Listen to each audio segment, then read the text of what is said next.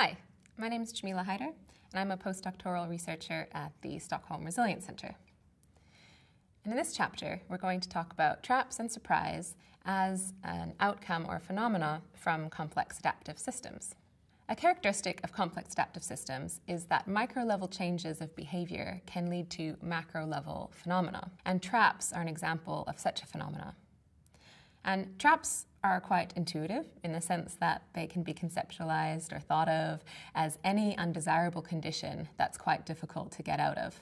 So think of a fish trap, for example. They've also been used quite commonly with the term poverty traps within development practice and discourse. And within development, poverty traps are a common term that are described as any type of undesirable persistent situation that commonly exists under a certain asset threshold. And what that means is that it's a self-reinforcing cycle of poverty underneath a threshold such as $1 a day or $2 a day. In order to overcome that threshold, often a big push of some such sort of investment is required, and a virtuous cycle of development can begin, is what the theory says. So poverty traps have become quite popularized through books such as The Bottom Billion by Paul Collier or The End of Poverty by Jeffrey Sachs. Poverty traps have also been increasingly used in sustainability science. And within sustainability science, we use the term slightly more broadly as this undesirable persistent situation with, for example, low connectivity and little potential to overcome this undesirable situation. And on the flip side of that, rigidity traps have been used to describe situations that are the opposite of poverty traps. So where things become too overly connected and therefore become vulnerable to shock or and may therefore collapse. So some industrial scale farming, such as some monocultures, could be an example of this, where the system has been optimized for a certain type of production, but is therefore also vulnerable to collapse because of its over or hyperconnectivity. And relatedly, gilded traps have been used to describe a special type of social trap in which collective actions resulting from economically attractive opportunities outweigh concerns over associated social and ecological risks or consequences. So for example, we can look at the Maine lobster fishery, where an unsustainable fishery, which was maximized for economic gain, resulted in a decline of ecological complexity and biodiversity around the American lobster, which created a very vulnerable situation which was viable to collapse. And so the suggested way out of a gilded trap is to increase the diversity of both livelihoods and biodiversity. And a final type of trap that I'll introduce is a social ecological trap, where some type of social dynamics, such as poverty, and ecological dynamics, such as degradation, are self-reinforcing. Consider a situation, perhaps, where in a case of extreme poverty, farmers don't have the choice to allow their land to fallow, but need to till that land year after year, therefore increasing degradation, and which in turn increases poverty. That's been documented in certain situations like in the Sahel, for example, but in other contexts where there's maybe richer biological and cultural diversity, that may not be true. So as we've seen here, traps are used in many different ways across many different fields, both in practice and in theory. So I led a review along with some colleagues to understand how traps have been characterized across different research areas and what are common characteristics and mechanisms of traps. And we wanted to know this because if we understand the mechanisms of traps, it's also easier or clearer on how we could think about appropriate interventions. So we found that traps across the different fields described as undesirable, persistent, and self-reinforcing. But the development economics definition of whether or not traps exist under a certain asset threshold is quite unique to development economics and may not be as applicable when studying sustainability issues, for example. So in addition to these basic conditions of reinforcing, persistent, and undesirable, we suggest 4 more attributes to broaden our conceptualization of traps.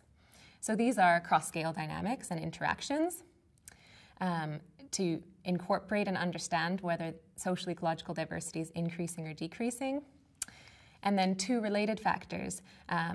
What are the external factors that may be influencing the trap, and what are path dependencies? So for example, rather than just accepting that a trap a poverty trap exists because of self-reinforcing dynamics, actually understanding perhaps the colonial legacies that may have led to that trap. So we've seen how understanding micro-level behavior can help us understand complex macro-level phenomena such as traps, which is all about a persistent situation which is undesirable and staying the same. On the flip side of this are unexpected shifts or social or ecological surprise, which is what we'll hear about in the second half of this chapter. Thank you. I'm Gary Peterson. I'm a professor at the Stockholm Resilience Center, and today I'm going to talk about ecological surprise, especially in the Anthropocene. Why would we be worried about ecological surprise in the Anthropocene? Well, surprises happen all the time in nature. But right now, we're transforming the planet at an ever-increasing rate. We're changing the way it functions in terms of its speed that it's operating, in terms of making new connections between different places, and in terms of making novel connections between different places. And we expect all of these to produce new types of surprise and to increase the occurrence of surprises that we know about. One of the ways we know that these things are likely to produce new types of surprise is that in the early period of the Anthropocene, as we just were starting to really rapidly transform the planet, we experienced many types of surprise. And these often were things where people were transforming ecosystems to grow more food, to provide a more stable environment to live. Ecosystems responded in ways that people didn't expect. And during the rapid development of the 20th century, saw a lot of things where things people were doing to make human life better ended up making life more difficult or worse for some people. And just a few of the examples to think about are things like a very well-known one is when people develop pesticides. They most famously DDT to control mosquitoes. People thought that was great. However, DDT rapidly created resistance in populations it was sprayed on, making it less effective, and ended up bioaccumulating through food chains, disrupting the reproductive success of all sorts of birds, leading to decline in all these bird species around the world, which people didn't like for both practical and cultural reasons.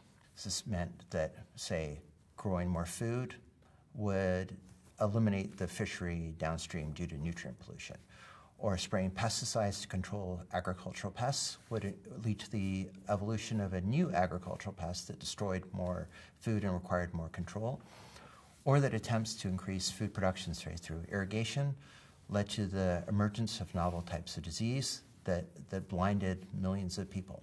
So these types of surprises are basically due to people, schemes not knowing or not considering the evolving and diverse nature of ecosystems, but also that our society is creating new connections between different parts of nature and different parts of societies. So it's also these kind of social ecological connections can reduce collapse.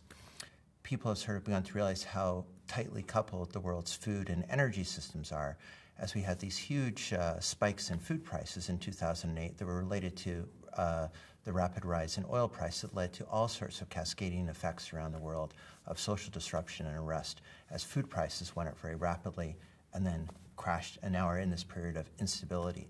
So what this is saying is that both in local places, policies can transform ecosystems in ways that they're difficult to recover from in unexpected ways, and that events that are far away and not even related to something that people are working on, like food production, say changes in oil price, can have an impact on local people's lives. So understanding these surprises presents real challenges. So as probably you're aware, the Arctic is one of the places that's experiencing really substantial change.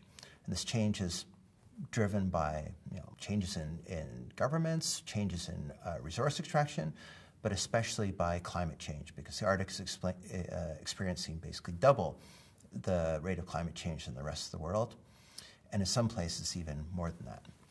And this is transforming life in the Arctic, often in ways that maybe people in retrospect would not find surprising.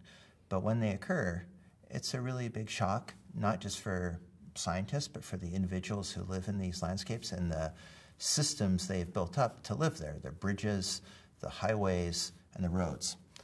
So one very recent example of this is the Yukon River, which went from being a 1,000+ kilometer long river flowing from Canada through Alaska to a river that just flowed through Canada, and is hundreds of kilometers shorter. This is as permafrost and ice were melting in the Arctic. This allowed the river to change its course, and over a period of a few days, this river went away. So this is something that people were thinking could occur, but didn't know could occur until it actually occurred.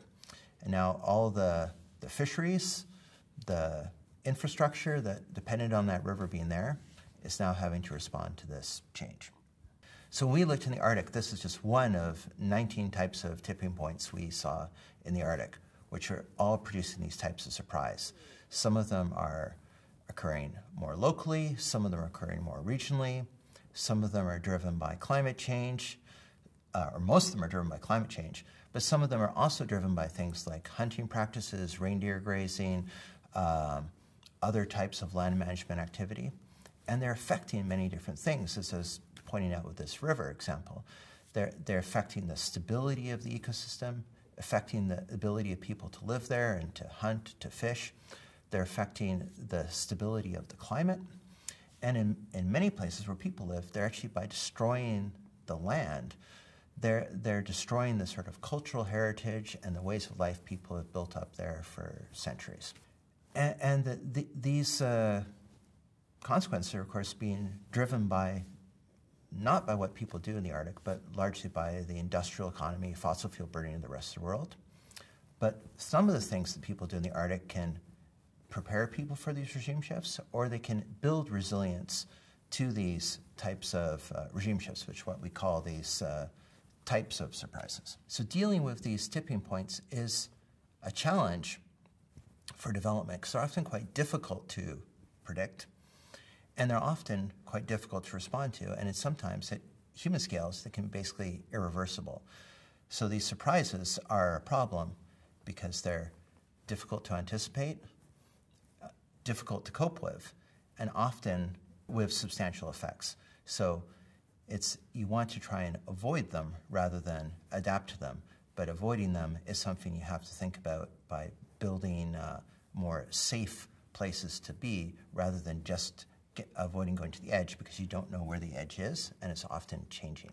Just to summarize this, is saying that from the past, we know there's many different types of ecological surprise that vary in their scale, their impact, and their certainty. We also know that as people are reweaving the Earth in the Anthropocene, connecting different places together in new ways with greater intensity and increasing speed, that we are expecting more and more of these things to occur. Living in the Anthropocene means living with surprise. And to live and develop a prosperous planet in the Anthropocene, we need to think about that we're going to have to be prepared for unexpected, truly novel surprises, things that we don't even think are possible. And we need to develop the capacity or the resilience to cope with things that we don't know what they're going to be. So, thank you.